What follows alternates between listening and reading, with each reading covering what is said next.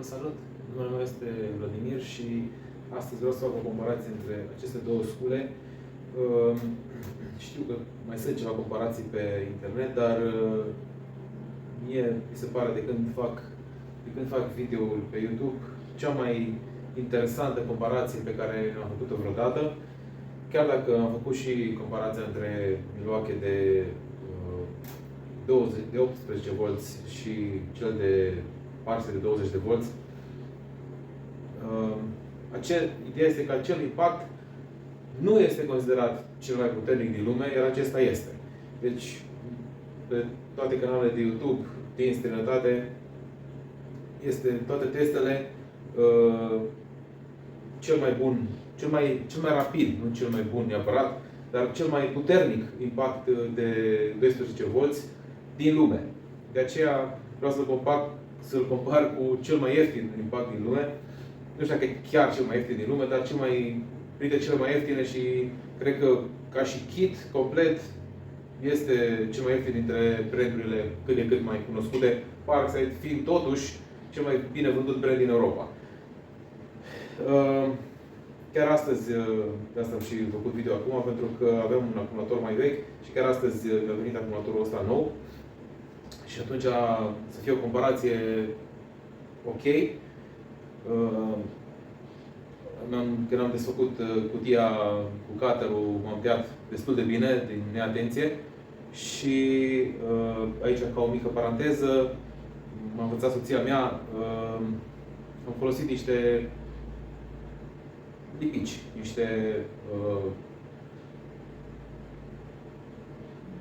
lipici universal, cum să zic, un super glue, vorba vine. Pentru că, din câte am înțeles, pentru asta a fost inventat la început acest tip de lipici, pentru a se folosi în chirurgie, pentru a închide răni. Și dacă aveți o sângerare mai mare sau o rană, ca să opriți sângerarea mai rapid decât a ține compresie sau dacă este o rană mai mare, ajută să puneți niște lipici. Nu sunt medic, nu sfătuiesc pe nimeni să se ia după mine, doar că eu așa fac. Bun, revenind la scule, nu vreau să... în acest video nu vreau să prezint scula asta sau asta, ci efectiv comparația dintre aceste două scule. Recunosc că nici eu nu știu care va fi rezultatul. Sunt la fel de curios, poate ca și unii dintre cei care mă urmăresc sau au dat peste acest video. Haideți să începem. Aici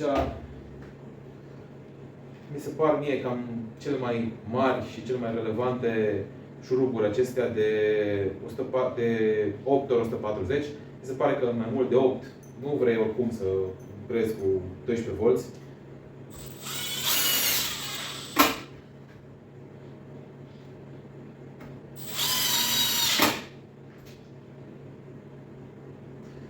Sunt cât de cât la fel. O să fac mai multe teste, o să bag și cu mâna dreaptă și cu mâna stângă multe șuruburi, să vedem rezultatele.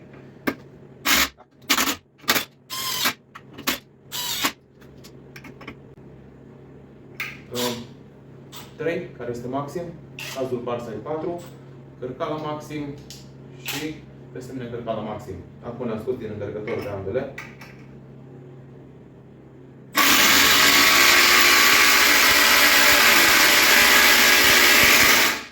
Aici am avut o ezitare, mi-am realizat, am luat un pic mâna de pe buton, dar se vedea că deja avea avans și apoi am lăsat, să zic, vreo 2 secunde am avut mai puțin apăsat butonul.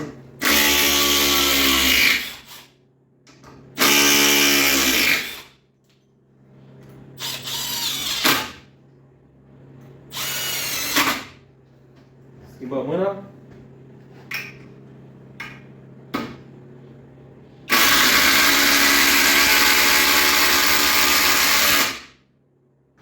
Aici e diferența de cât se intre un torx.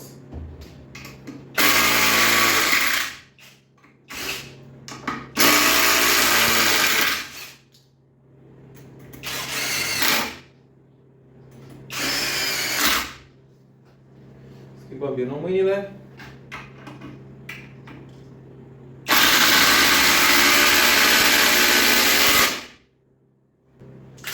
Pe acumulator de 5 amperi, încărcat maxim, viteza maximă.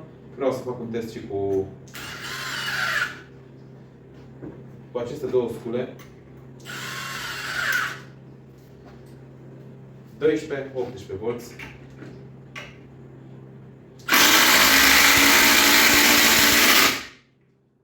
Deci un pic de diferență.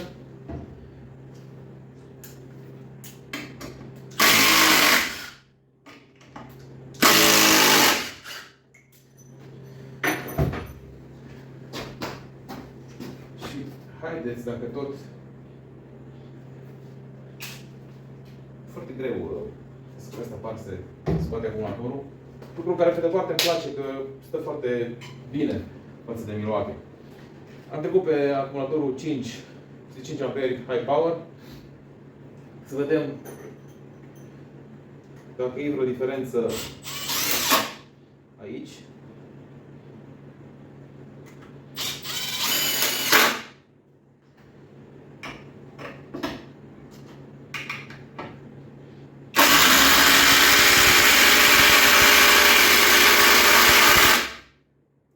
Probabil că am merit un loc mai nasol, pentru că am mai făcut chiar mai slab nu e decât cel de 4.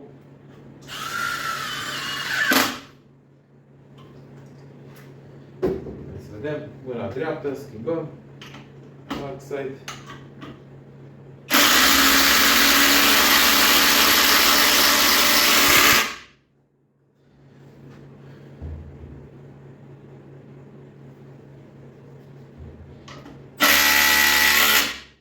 Simt că merge destul de bine, deci acumulatorul acesta într-adevăr nu l-am pus la încărcat, dar ultima oară când am scos acum câteva 3-4 zile, era încărcat. Chiar dacă aici unde îl țin nu e încălzit, la un 7-8 grade tot sunt. Hai să încerc din nou cu motorul de 4 amperi.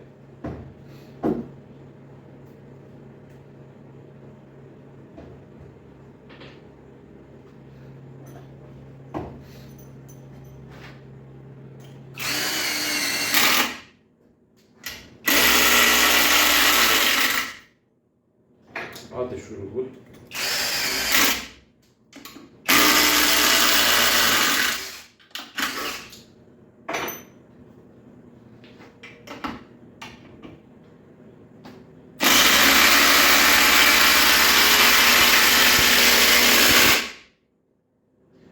Cam tot pe acolo, vei? Părerea mea că s-a văzut. Eu am mai făcut un clip scurt, un shorts, cu acumulatorul vechi de la Milwaukee, care într-adevăr se vedea că e uzat, adică nu ținea foarte mult. Și din cel mai multe ori în testele ce le-am făcut eu și inclusiv în video ce l-am făcut, parsetul a fost mai ok. Clar, bateria a făcut diferența. Bineînțeles, Milwaukee are și el baterie de 5 amperi high output și baterie de 6 amperi normală, care cred că undeva e la egalitate cu cea de 5 amperi high output, nu știu. Nu mi-aduc aminte dacă am văzut concret o diferență între astea, dar cu siguranță că la Milwaukee high output-ul este mai real decât la Parkside. Și diferența ar fi mult mai mare dacă aș pune acesta de 5 amperi high output, care e cel mai puternic de 12 V de la Parkside, cu un high output de la Milwaukee. Deci diferența ar crește decât cu cel de 4 amperi. Deci, eu zic că testul este destul de concludent. Milwaukee, clar, are o diferență mai mică sau mai mare. Cel puțin din câte am încercat, niciodată nu a fost înainte Parkside-ul cu diferite găuri și cu diferite mâini schimbate. Totdeauna câștiga Milwaukee, deci clar este mai ok. Acum, fiecare știe dacă merită diferența de bani între scula aceasta și dacă ei au fost în România, Parkside-ul la ofertă 100 ieșit în total cu acumulator de 5 amperi și cu 220 de lei. 220 de lei scula cu tot cu încărcător de 6 A și acumulator de 5 A high output. Iar Milwaukee-le, dacă ar fi să-l iei în aceeași configurație cu un acumulator de 5 A high output, a fost în ofertă undeva la 350 de lei, dar acum e cel mai 400 de lei. 400 de lei, undeva la 650-700, bineînțeles asta dacă îl prinzi în ofertă e vreo 550. Deci pui 6 cu 4 rotund, 1000 de lei și vreo, nu știu cât, 200 de lei probabil un încărcător. Deci 1200 versus 200 e de 5 ori sau poate de 6 ori preț. Adică nu vorbim de dublu, de triplu, vorbim de mare diferență de preț. Clar, dacă dorești o sculă și nu ai buget și lucrezi acasă și nu ai nevoie să lucrezi în modul industrial, unde să-ți țină foarte mult scula la abuz, Parset clar aș alege fără să stau pe gânduri. Acum, mai vreau să zic o chestie. Ca și greutate în această configurație, Parset 1225, Milwaukee 1146. Deci 70 de grame mai ușor, în aceeași configurație vorbesc, și cu bit, deci așa cum îl vedeți. Corpul, știu că e diferență, bateria cred că e mai grea de la Milwaukee, bateria de la corpul de la Parset e aproape cu 100 de grame, mi se pare mai greu. Nu mai are sens să cântăresc. Dar, în afară de... Deci dacă banii n-ar fi o problemă, aș alege Milwaukee cu ochii închiși. Și nu doar din cauza diferenței de putere, ci chiar dacă este mai lung, în opinia mea e mai compact. De ce? Pentru că se simte mai ușor, mult mai ușor, din cauza acestei lățimi. De aici e semnificativ mai îngust. Chiar dacă lungimea e un pic mai mare, Milwaukee are un pic mai mult în spate, aici așa. Deci dacă aș lua cumva din butonul drept cu butonul, sunt destul de egale. Deci nu e o diferență oricum foarte mare, dar aici în față, partea din față, deci distanța de la buton la bit, e mai mică sau egală la Milwaukee. Doar că Milwaukee e un pic mai lung în spate scobit, dar per total lungimea este o idee mai mare la Milwaukee. Vorbim de jumătate de centimetru, 5 mm, probabil acolo. Și acest suport de biți și această prindere de curea nota 10. Deci absolut nu se compară. Și să vă arăt cu o baterie de pe AliExpress. Pur și simplu am vrut să văd cum este. Cred că undeva sub 50 de lei e acumulatorul acesta. La banii ăștia probabil merită, dar clar, nu are forță, nu se compară. De vreau să bag asta înăuntru.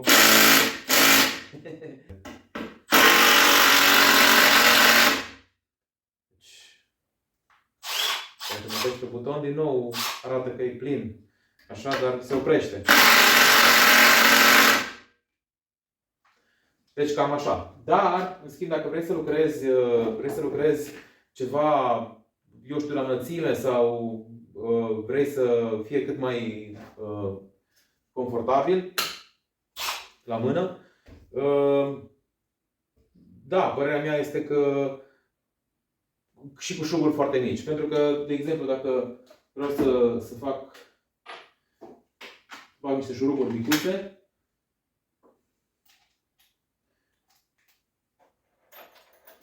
de 4 ori 60, cred că.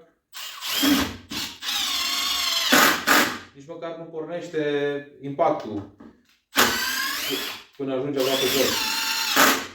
Deci se poate lucra cu acest acumulator și nu l-am testat să văd exact cât ține, pentru că n-am avut așa de mult de lucru în perioada asta ca să lucrez mai mult cu el să văd.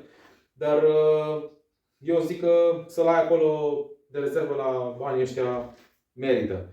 Ok, cam atâta despre sculele astea două de la mine. Dacă v-a plăcut conținutul meu și doriți, puteți să mă urmăriți, dați un subscribe, un like și clopoțelul pentru a fi notificați pentru că postez un nou video.